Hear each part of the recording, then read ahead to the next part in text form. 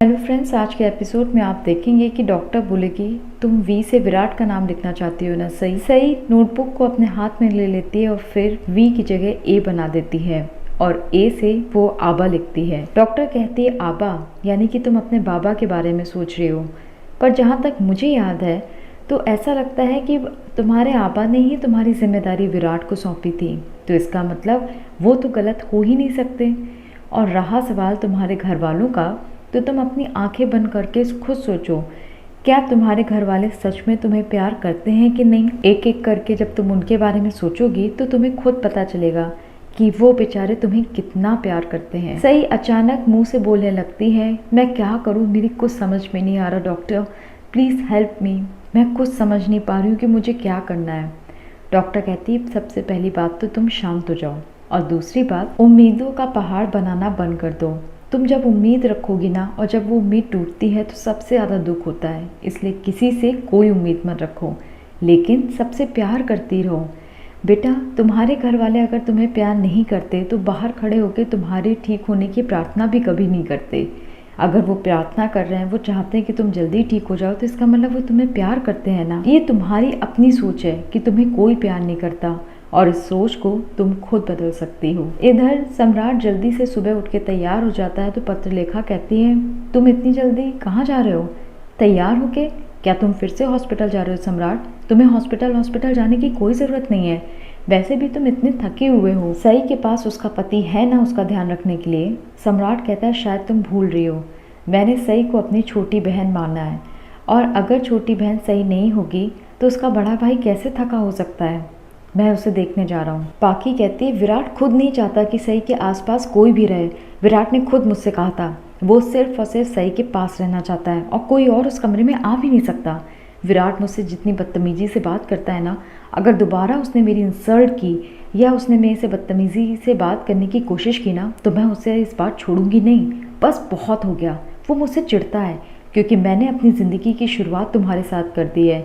हम दोनों एक दूसरे के साथ कितना खुश रहते हैं, ये देख देख के वो जलता है और इसलिए इस तरह से मेरे से बिहेव करता है, क्योंकि उसकी और सई की तो कोई बॉन्डिंग है ही नहीं। वैसे भी मैं तुम्हारे साथ महाबलेश्वर जाना चाहती हूँ क्योंकि मैं विराट को अपने आसपास देख ही नहीं सकती।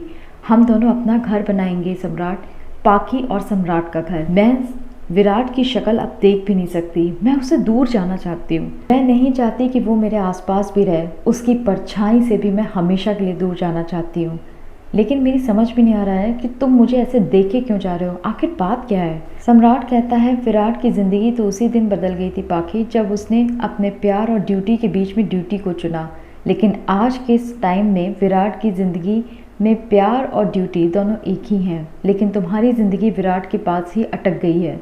तुम इसके आगे बढ़ ही नहीं पा रही हो। तुम्हारी ज़िंदगी का एकमात्र सच सिर्फ ये है कि तुम आज भी विराट से प्यार करती हो। जब विराट के होने से तुम्हें कोई फ़र्क नहीं पड़ेगा ना, बस मैं उसी दिन समझ जाऊंगा कि तुमने मुझे अपना लिया है।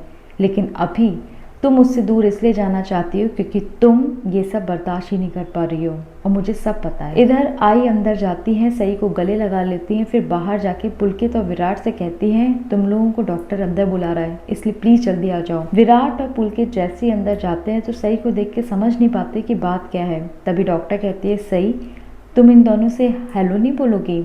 सई देखती है और फिर कहती है हेलो। सई के मुंह से हेलो शब्द सुन के विराट चौंक जाता है। विराट कहता है तुम्हें पता है पूरे 10 दिन बाद तुमने मुंह खोला है। विराट कहता है डॉक्टर सिर्फ आपको थैंक यू कहना काफ़ी नहीं होगा, मेरी तो समझ में नहीं आ रहा कि मैं आपका शुक्रिया अदा कैसे करूं। आपने इस लड़की को बोलना सिखा दिया, 10 दिन बाद उसकी आवाज़ सुनने को मिली है। सई, अब तुम्हें जो भी बोलना है बोल सकती हो।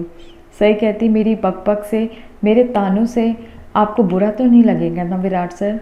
विराट कहेगा नहीं बिल्कुल नहीं, तुम जितना ताना देना चाहो ना मुझे दे सकते हो, वो मुझे सॉफ्ट म्यूजिक से कम नहीं लगेगा। सही सुन के चौंक जाती है कि विराट कैसे बोल रहा है। फिर विराट को देख के वो मुस्कुराने लगती है। बस इसी के साथ आज के एपिसोड का दी एंड हो जाता है। कल के एपिसोड में यानी कि सोमवार को आप देखेंगे कि डॉक्टर अश्विनी काकू से बोलेगी कि विराट और सई इनसेपरेबल हैं, वो दोनों एक दूसरे से दूर रह ही नहीं सकते। इधर सई अश्विनी काकू से कहेगी कि मैं अपनी ज़िंदगी की नई शुरुआत करना चाहती हूँ और मैं गढ़चिरौली जाना चाहती हूँ। तभी अश्विनी काकू कहती हैं कि शायद तुमने इस बात को अभी तक नहीं माना है कि तुम्हारी और विराट की किस्मत एक साथ जुड़ी हुई है। तुम दोनों जब भी अलग होते हो कुछ ना कुछ बुरा होता है। तुम्हारा एक्सीडेंट हो गया, कहीं ऐसा ना हो जाए कि इस बार जब तुम दोनों अलग हो तो कहीं विराट को कुछ हो गया तो क्या तुम खुद को कभी माफ़ कर पाओगी। सही चौंक जाती है ये बात सुन के। बस ये सब देखेंगे हम सोमवार के एपिसोड में। अगर आपको हमारा चैनल पसंद है तो इसे लाइक शेयर सब्सक्राइब ज़रूर करें।